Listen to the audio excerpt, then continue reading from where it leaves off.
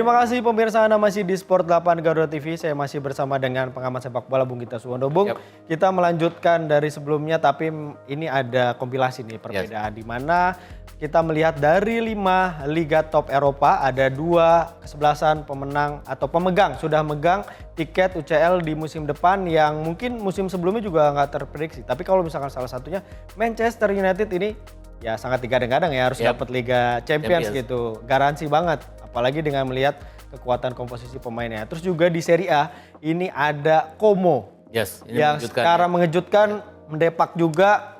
Saya bisa bilang langganan Liga Champions dan juga juara ya. Betul, ada AC Milan. Ada Juventus juga. Juventus juga mendepak mereka yang biasa langganan akhirnya bisa tampil. Ini melihat dengan kekuatan dari tadi kompetisi dan juga nantinya Liga Champions musim depan ini kompetitifkah atau di liga sekarang mungkin kompetitif? Ya, kita bicara Manchester United dulu atau boleh. Ya.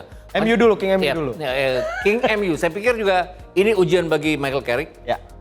Dia kan akan jadi permanen manajer di sana. Kemudian kalau kemarin kan dari Januari sampai Mei dia cuman punya pertandingan setiap seminggu sekali atau bahkan 20 hari sekali. Paling nyantai pemain MU kan. Jadi pemainnya bugar pada saat dimainkan. Mungkin dengan seperti itu dia bisa melenggang dengan sejumlah kemenangan. Dan kalau ditarik dari Januari kan sebenarnya klasemen mereka di atasnya Arsenal sedikit, bahkan lebih unggul dari City. Banyak GGMU kan pada bilang kalau kompetisinya dimulai Januari kita juara. Udah juara. Tapi ujian sesungguhnya adalah kalau mereka harus bermain di 4 kompetisi nanti. Dan kadang-kadang klub dengan ambisi seperti Manchester United sama dengan Arsenal sekarang kan. Begitu mereka progres di kompetisi yang berbeda, mereka tidak akan sengaja mengalah gitu. Kalau kalah ya kalah ya jadinya. Kayak kemarin kan Arsenal sampai ke final Carabao. Kemudian sampai ke perempat final FA Cup. Sampai ke final Liga Champions, sampai ke partai terakhir Premier League. Itu melelahkan ya sebenarnya. United harus beli pemain terutama pengganti Casemiro. Kalau mereka ingin berprogres lebih lama terutama di Liga Champions. Karena komposisinya sudah bagus, Carrick juga sangat dihormati di ruang ganti. Itu yang penting ketimbang dari Amorim sendiri ya. DNA MU kembali. DNA MU-nya kembali. Ya, mungkin yang harus diperhitungkan oleh Carrick adalah bagaimana meneruskan apa yang dilakukan oleh gurunya dulu. Bagaimana Fergie time berpengaruh sekali. Ugly win itu oke-oke saja. Dan di ruang ganti juga ternyata berpengaruh interval pertama ya. Arteta kan sudah membuktikan kadang-kadang kita perlu menang jelek tapi yang penting menang. Kalau di liga kan itu yang penting. Itu yang harus dilakukan oleh Carrick. Kalau kita beralih ke Liga Serie A. Como. Como dan juga kompetisinya nih. Kita memang kan agak berbeda ya ketika ngomong Liga Inggris dan Liga Italia punya tesnya sendiri. Tapi sekarang ada kejutan yang benar-benar di luar dugaannya. Kemarin kan kadang-kadang bahwa Cesc Fabregas kalau Arteta tidak menghasilkan apa-apa akan diganti. Walaupun saya nggak yakin juga karena Arteta kan menghasilkan uang ya. Susah digantinya. Dan Fabregas belum teruji ya. Fabregas belum teruji untuk tahun kedua karena Fabregas belum main di kompetisi Eropa.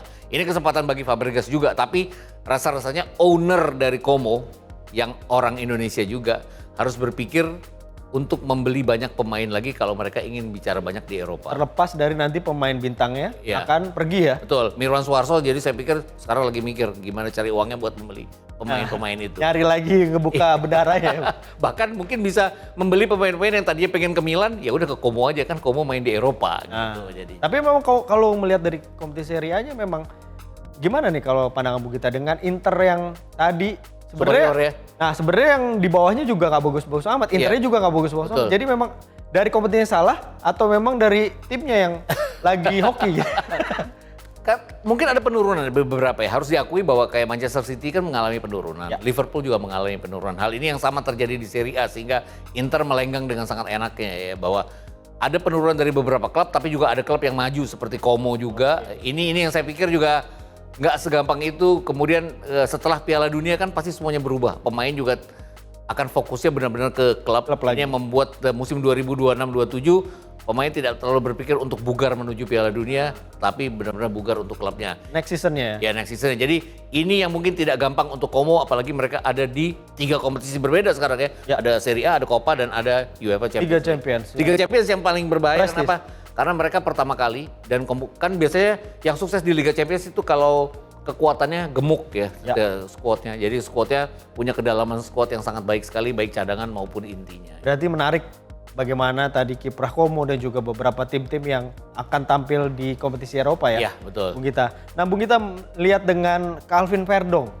Ini juga akhirnya kan ada nama Indonesia tampil ya di kompetisi kita bilang kasta tertinggi lah ya di benua Eropa. Bagaimana ngelihat kiprahnya juga. Kalau pandangan Bung Gita seperti apa? Nantinya akan berpengaruh ketika memperkuat timnas atau memang nanti berpengaruh ke timnya? Karena tadi Bung Gita bilang kompetisi di domestik sama ya Champions dan juga Eropa itu beda. Ya. Gimana Bung? Saya pikir kalau satu hal yang harus diakui dari Calvin Verdong adalah dia bisa membawa performa dia di klub ke tim nasional. Jadi dia bagus di klub, dia bagus juga di tim nasional. JIZ sama lah kira-kira. Kan tidak demikian dengan Kevin Dix. Yes. Kemudian dia bagus di klub tapi tidak terlalu bagus di tim nasional. Messi Hilgers juga sama saja. Justin Hubner 50-50 lah, kadang bagus, kadang tidak di tim nasional.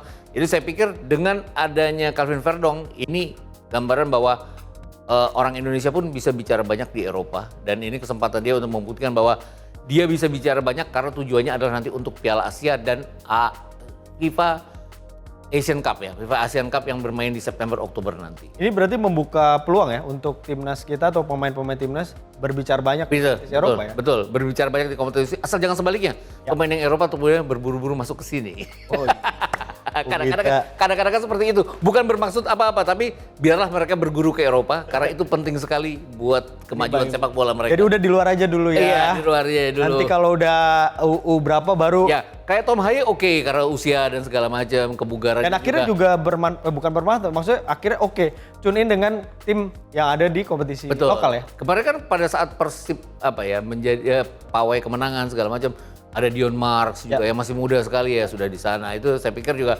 harusnya di Eropa dulu, bukan mengecilkan arti kompetisi di sini. Kita kan kalau muda bisa berlanglang buana kan melanglang buana dulu. Dan ilmunya dapat banyak ya? Iya, di Eropa. Kompetisinya juga banyak, kompetitif juga di sana dibandingkan dengan kompetisi di sini yang memang hanya satu liga aja. Ya, itu juga doa harapan bukan hanya seorang Gita Suwondo ya, tapi juga pecinta sepak bola di tanah air melihat timnas kita makin maju dan juga banyak regenerasinya.